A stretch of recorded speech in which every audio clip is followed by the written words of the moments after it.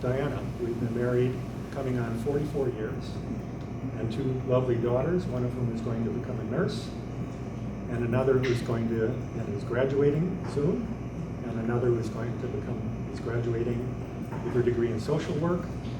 And so they're honoring and carrying on with the helping professions. That really was stimulated by our work, I think, here at Riverside Brookfield and the education that we got here. This is my amazing circle of support, but I'd also like to acknowledge and support several of my classmates that came to support me here today, Tom Sedlicek and Tom Glenn. And I'd like to also dedicate, I realized that when I was a student at Riverside Brookfield, maybe they didn't agree. The administration didn't necessarily agree with everything I was proposing, student council and so on. But I never thought they'd take revenge by hanging me on the wall. But there are many people from our class who deserve to be hung on a wall somewhere for a wide variety of things, stimulated by the wonderful education that we have had and the teachers and dedicated teachers that we had here in Riverside Brookfield. I could name a few. Terry Ryder won an Olympic gold medal in riflery after being in the riflery club here. He told me the secret of winning is don't hold your breath. If you hold your breath, your heart rate goes up and you miss the shot. That's the secret. You can win a gold medal. We have Nora Campbell, who introduced into the Olympics rhythmic gymnastics. We have John Check, who's a professor of children's literature at Florida University. We have Joe Pescitt, who is a chemistry professor at San Jose and is doing research, kind of cutting-edge research. We have Art Purcell, who has the unique distinction and honor of being on Nixon's enemies list. He was on the 3 Mile Island Commission, and apparently what he wrote was enough to put him on an enemies list for Nixon. Now he's doing renewable energy. We have Bill Krieger, who is a federal judge, and now he's a California prosecuting attorney on behalf of OSHA. We have Ron Reeder, who spent his career developing and designing biomedical, doing research and designing biomedical equipment.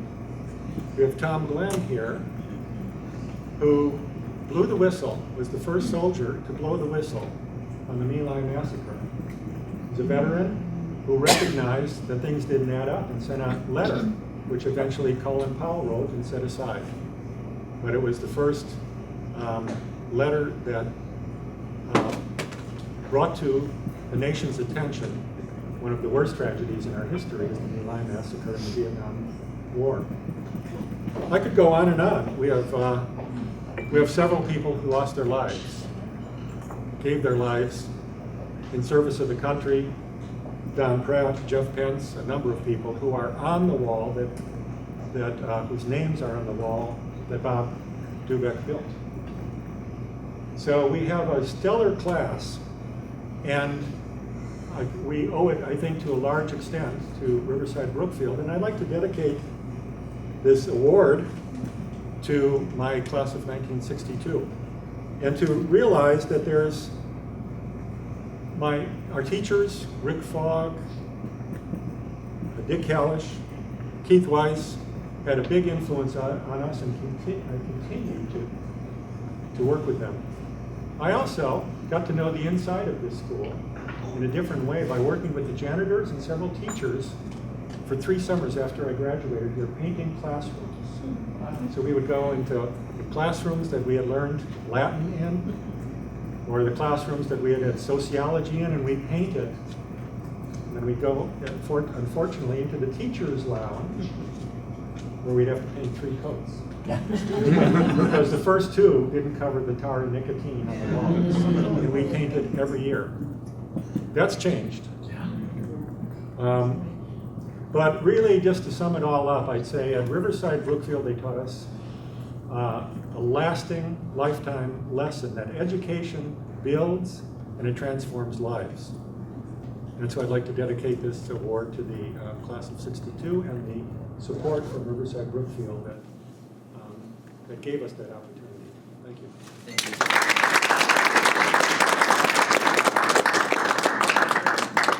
Thank you, Ron.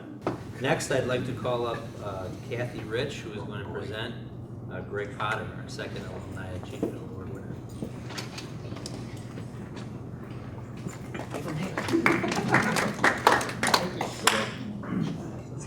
I'm going to keep this very brief because Greg has a big speech planned for all of us. And if you all know Greg, you know that that is entirely The true. microphone's not working. It's okay. I'll talk loud. You don't bring a road crew? I don't. Not today. The last time I was in this building, probably not this building, my father actually did a concert at this school in 1973, I believe. I was 2 at the time. But and it has changed quite a bit since then.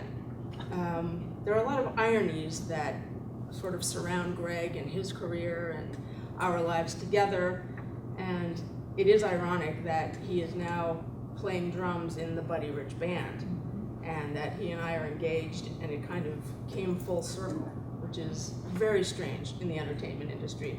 He followed my father's career since he was a child. Actually, his dad took him to see my dad when he was 11 years old in Chicago at a club called Mr. Kelly's. So that in itself is pretty interesting. And his mom used to wake him up every time Buddy was on the Tonight Show to come and watch him. So to be here tonight is really an honor for Greg and for me. And I want to introduce him to you. Greg Potter.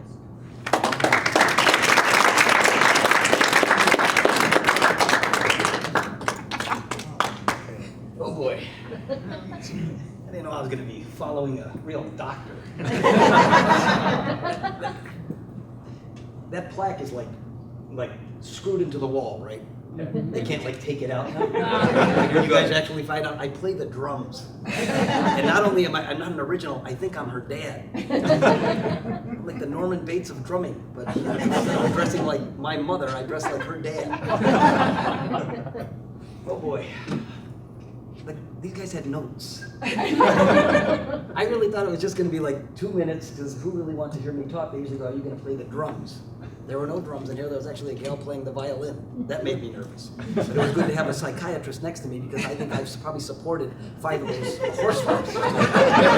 Actually, the horse's name, Greg. But I do. I see a lot of his people. Yes. But just not. I see him. Do I have to lay down when I talk, or? But no, in real life, I play the drums. And God, does it seem pathetic now that I'm up here? But that's what I've done the whole time. I just, from school on, I'm going to be a drummer. Been to London? Been to Tokyo? Yes, Father, I know my Russian. I'm still doing it to actually win my father back. I'm doing all this to impress him, because God knows I can't impress Kathy. Her father was bloody rich. That'd be like you marrying Freud's daughter. You know what I mean? Like, hey, baby chick, look what I just figured out. How to play a drum roll. My dad did it upside down, having a heart attack. I have a heart attack just getting my hair done. Hair jokes don't go here. No. There you go. I got security. I can pretty much say what I want. You know, this is a hat. But no, let's get back to really why I'm here. And I play the drums. I got a college degree in liberal arts. Could you imagine that? All this liberal arts. I could actually be a clinical psychologist. Could you imagine that? Mommy, my doctor now told me to just change my hair and wear tighter pants, and I'll get along. But no. So no, the whole high school experience. It's not that I came to RB. I mean, first of all, let me thank my parents who are here today. If they weren't here, I probably wouldn't thank them. But no, they're here today. But I grew up in the city.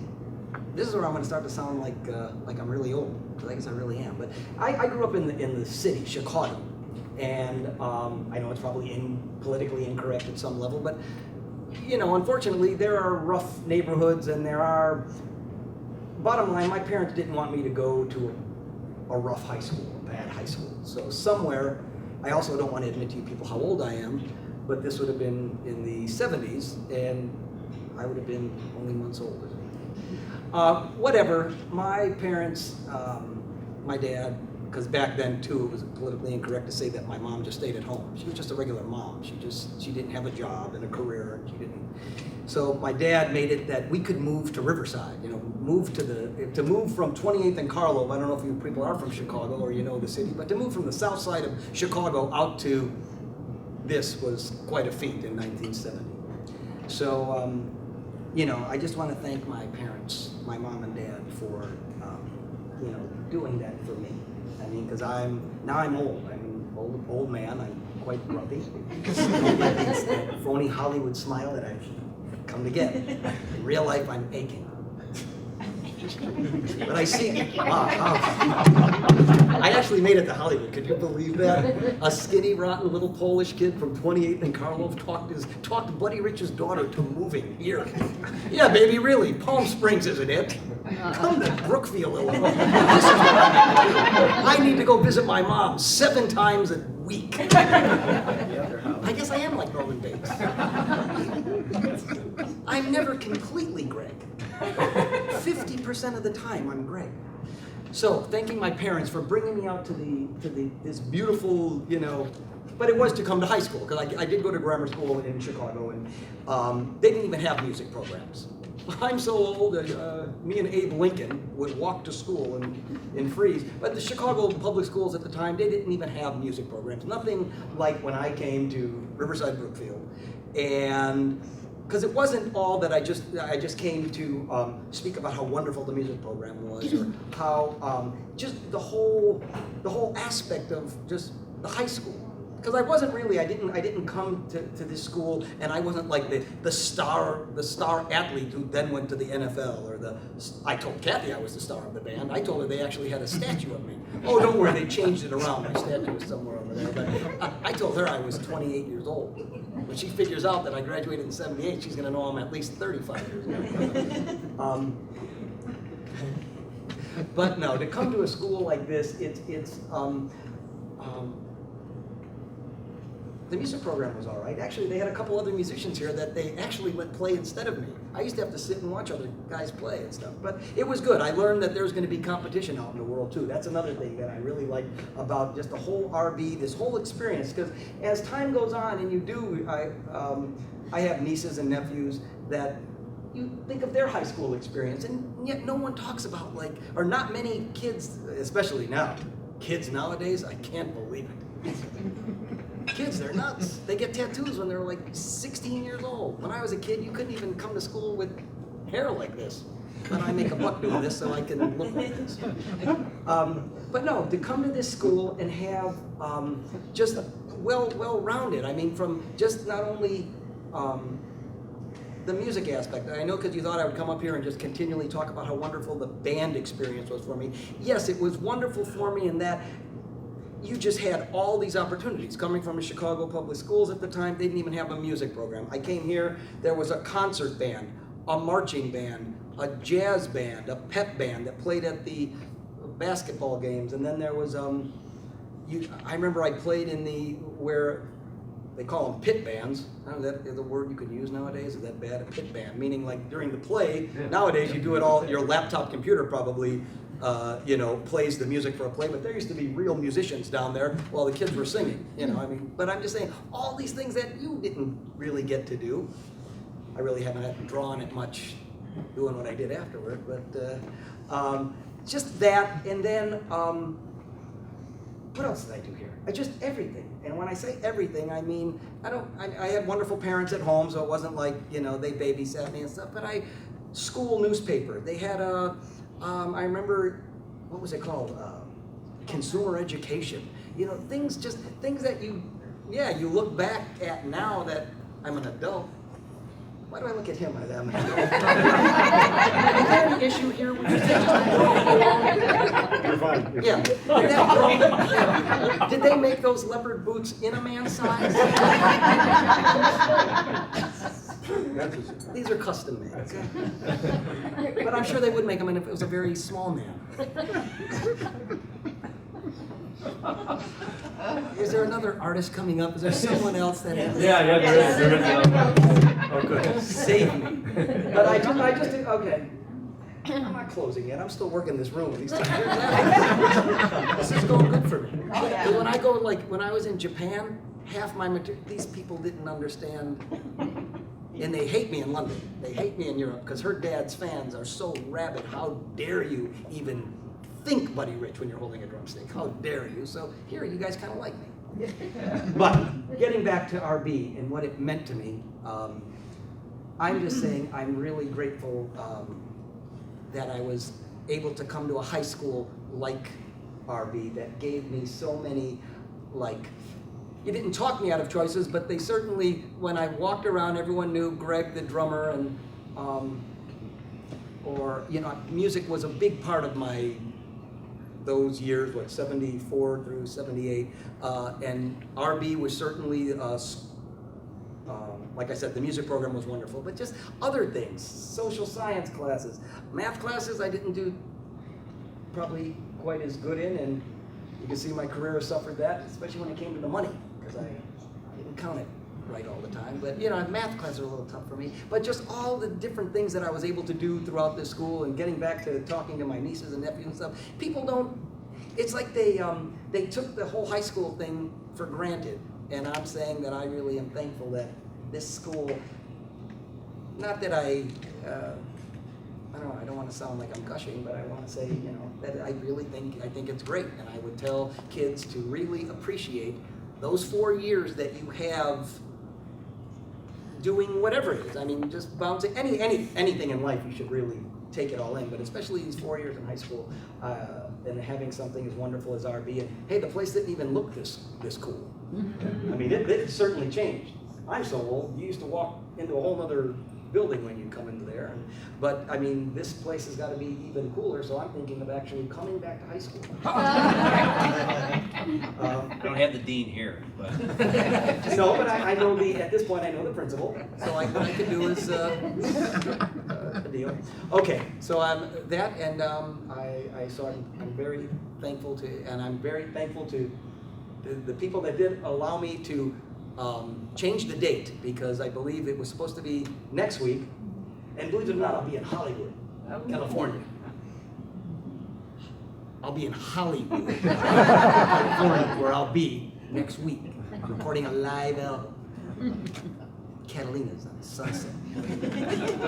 Trendiest, hippest clubs, but believe me, I'll be hearing about it on the internet. How dare you record those Buddy songs without Buddy? Okay. All right, but yes, we'll be in, but thank you for changing the date. So I'm sorry you guys had to move it around, but it was supposed to be later, next Thursday. But thank you, so thank the new RB, the old RB. Yeah, I did bring you saw me carrying that real, let me just show it. Go ahead. Anyone under 30 or 40, people remember Pee Wee Herman or no? Yeah. I guess it'd be like, but like prop humor, you know what I mean? You got to show things. But I did bring my actual real gym bag. Because when I was coming to RB, because like I was saying, but when I was here, it wasn't like, oh, look, that guy's going to be on MTV and he's going to be in a movie. Did I talk about how many wonderful things I've done? No, it's in the book. It's in the book. It's okay. Read the book. Well, I mean, I gotta hear some of these. Even just his friends are doing things. Oh, and I happen to tell you, I won a Nobel Peace Prize. What? What did you invent now? I'm afraid to go on rides at Disneyland. Like a Vietnam vet. I used to leave my parents to go with me. I went to London for the first time. I had to bring my parents with me. It cost me $14,000 to fly them with me. Kathy's like, Greg, really, we've got a band. Why need my parents here? You're 50 years old, man. Well, she didn't say talk quite like you. You're 50 years old. Love of my life. Would you please get on the airplane? Well, no, my parents have to come. So I did go to Japan without them. But no, I brought this. My car keys are on there. But I used to have to carry this every day because I used to have these Riverside Brookfield. There it is. There it is. There it is. You and all your designers can come up with a little suit. This is the real suit that I used to wear. And you still fit into it, it looks like too. It still fits. But when I was in high school, I mean, now I'm like a full-size man. But when I was in high school, I graduated, I was 4'6", 76 pounds. Being in the medical field, that's the size of an 11-year-old. But I used to have these little fancy uniforms that my mom would have someone, they would have to they sewed in the sides to make it fit. But when the other guys in the gym class, they would steal my uniform all the time. So we must have gone through well, my dad paid for them. I didn't. My dad still buys my clothes now. But yeah, so I used to carry this thing every day. That's sad. I'm gonna start crying. A couch that I can lay on and just talk to for a while. But no, so this is my real bag that I used to come to school in every day, and I thought I'd bring it back. And you saw my little suit. Brought to school again. And that's it. But I'm probably gonna be selling it on eBay. The check engine light went on in that sports car. I'm gonna probably be selling a lot of this stuff, so you might want to buy it later. And that was the only other thing too. I'm hoping. I always wanted a school ring. I never got a school ring. Because no, it's just a sad story. Because do you remember when you would get that thing with the school rings, and the man's ring was or the men's, the boys, but it was like a big chunky ring. Well, on that 4'6" body of mine, my hand was like a sideshow. It was kind of crazy to see me walking around here. Probably, hey, come on, what's going on? But I couldn't get the ring. And my crazy mom said, "Don't worry, you'll grow into it."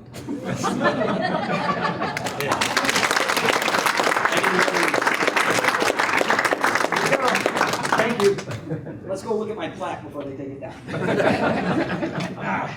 I liked it, Greg. I like your shoes, by the way. They have them in Do you have a pair? sizes. Do you have a pair? I don't think the board will let me wear those to They're work. faux fur. They're faux fur. I'm not killing it.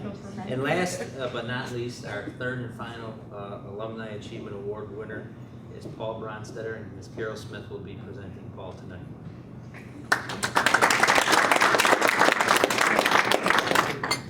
Really? I have to follow that? I didn't bring my gym bag. Did you go to this school? I went to this school, and I probably was on stage while you were in the pit. There you go. So there you go. Yep. Okay. But I was a freshman when you were a senior, and so I remember Camille so much. Well, there you Anytime go. you could bring up old I'm girlfriends. sorry. that Yeah, you can still talk to her, right? I haven't talked to her, not on Facebook. I haven't seen her in a long time either, but I'm sure she's married and happy and I'm kids. certainly sure that she is, so. I don't know her. Can we I don't even know this person. excuse me, can we talk about my brother?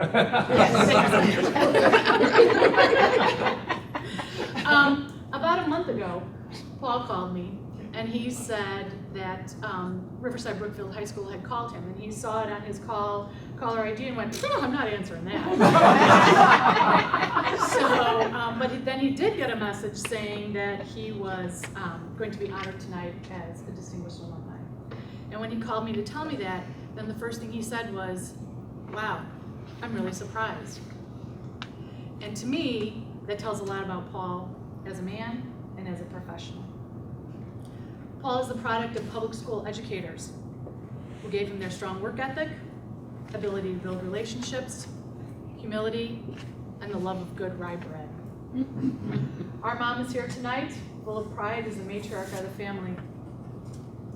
In March, 5 days after Paul returned from the Sochi Olympic Games, our father lost his battle with cancer.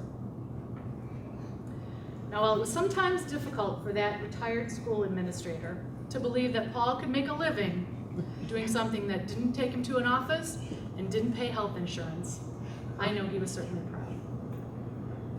I was able to see firsthand how Paul is respected by his colleagues in the field. I worked with him at the Kentucky Derby in 2004. Paul took me around, introduced me to people, his colleagues that he had worked with for many years.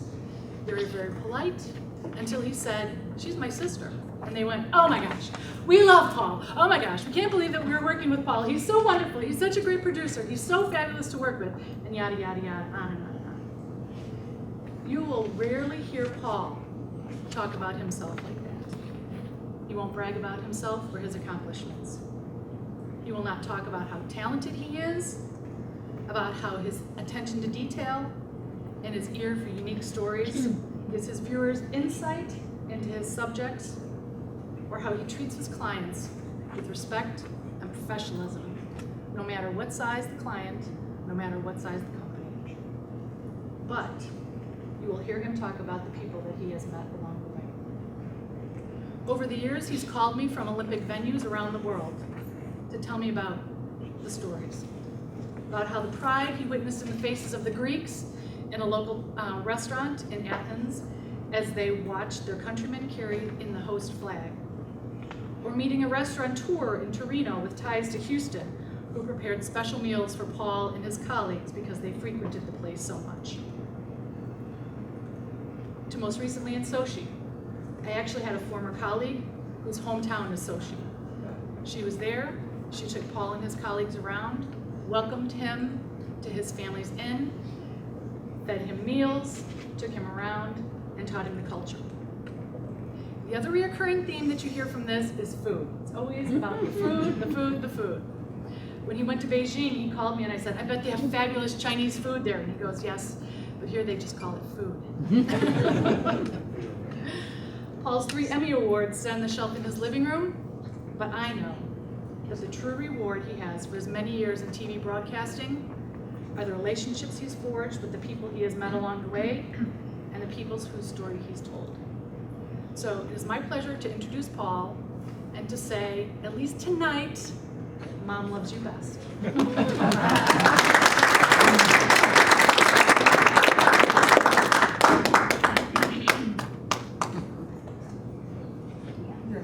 How do I follow that? Greg took all my material. I don't have anything stuck in the pocket. You know, I'm one of those other guys. I guess I need to talk here. But you know, thank you, Carol.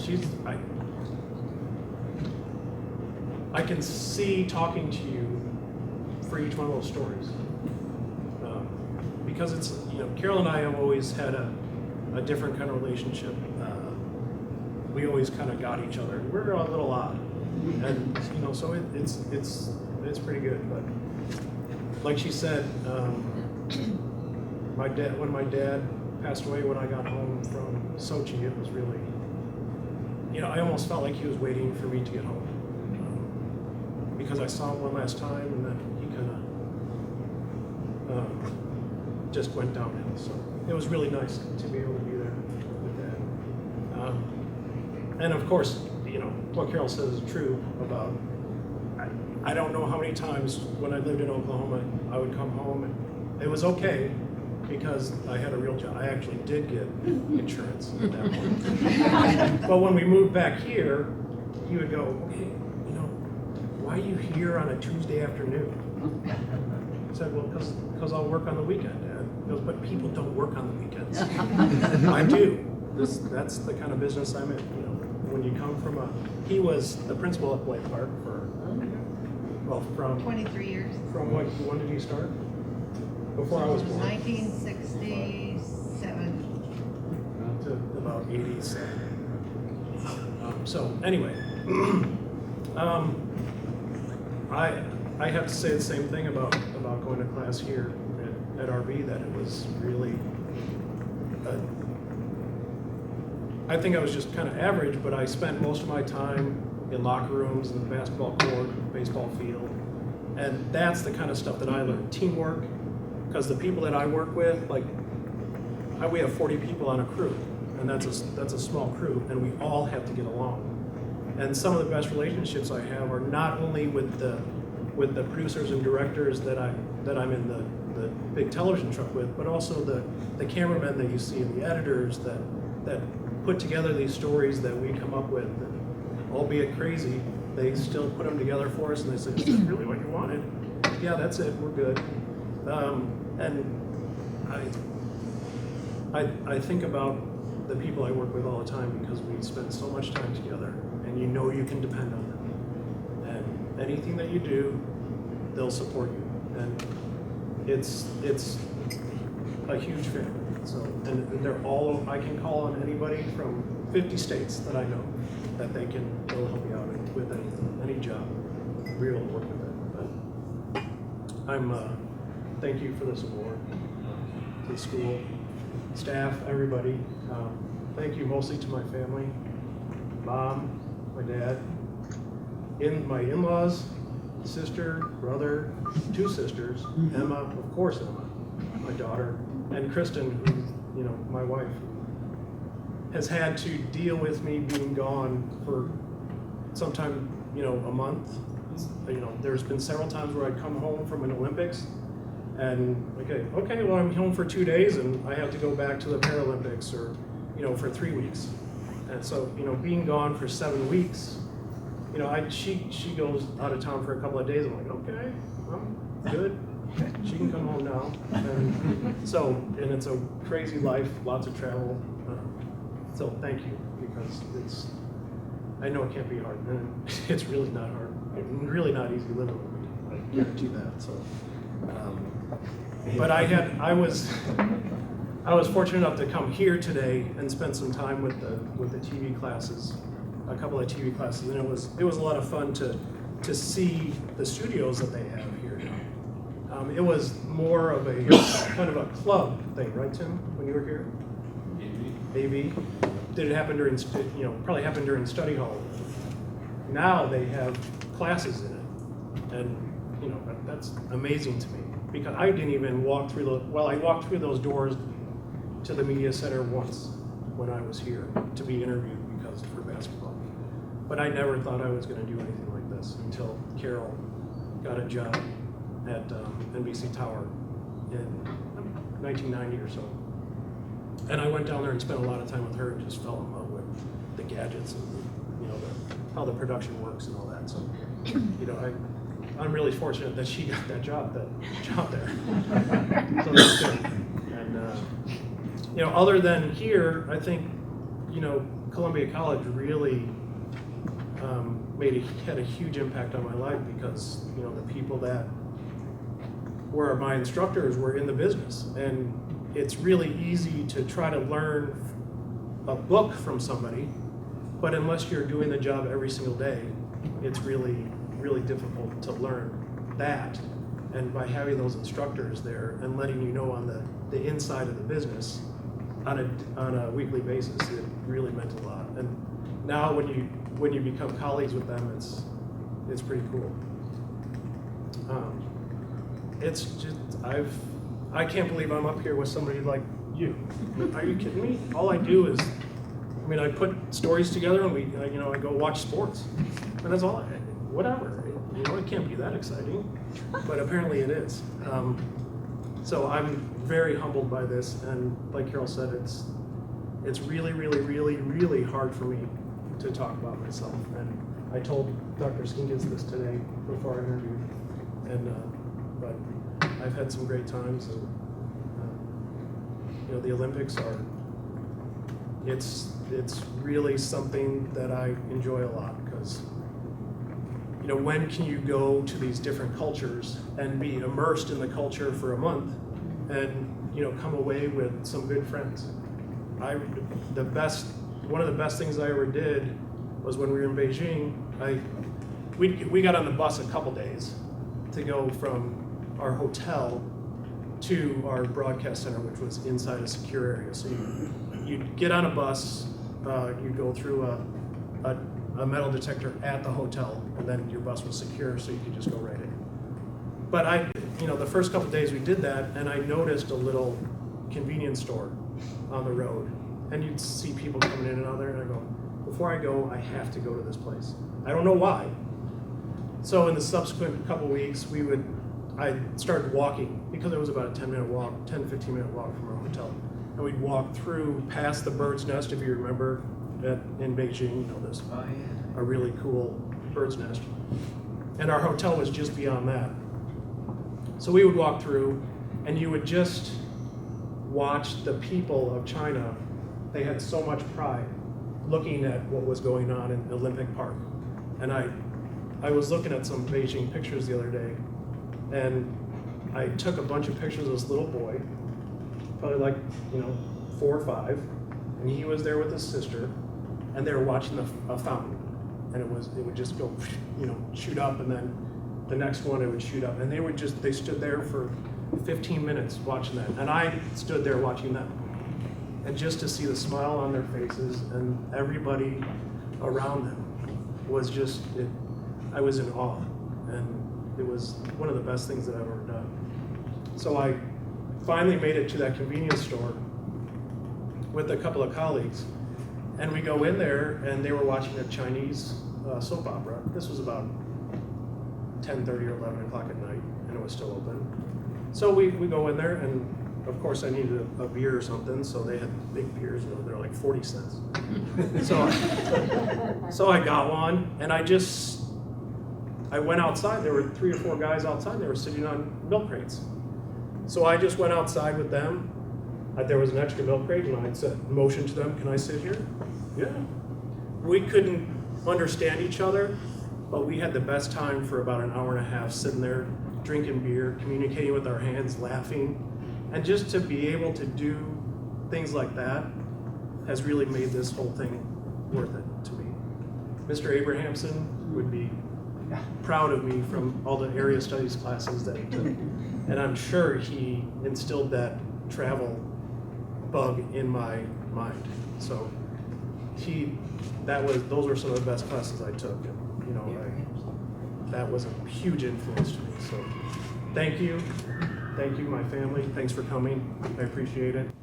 I'm just a TV guy.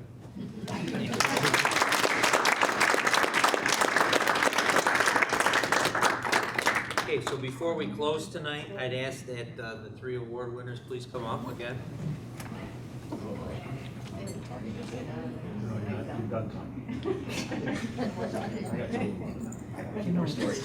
Greg, no more stories. Let's go before he's closed door style. Mr. Cindy, if you could, as the board president, can you please present Guttenberg, Iowa. each recipient with their medal? Just for an hour or 2, we were in Mississippi and they stopped us. Don't mess his hair. Does it match the outfit? Blue and white? Good choices. And we have also on behalf of the district, each recipient. Thank you. Ladies and gentlemen, one more time.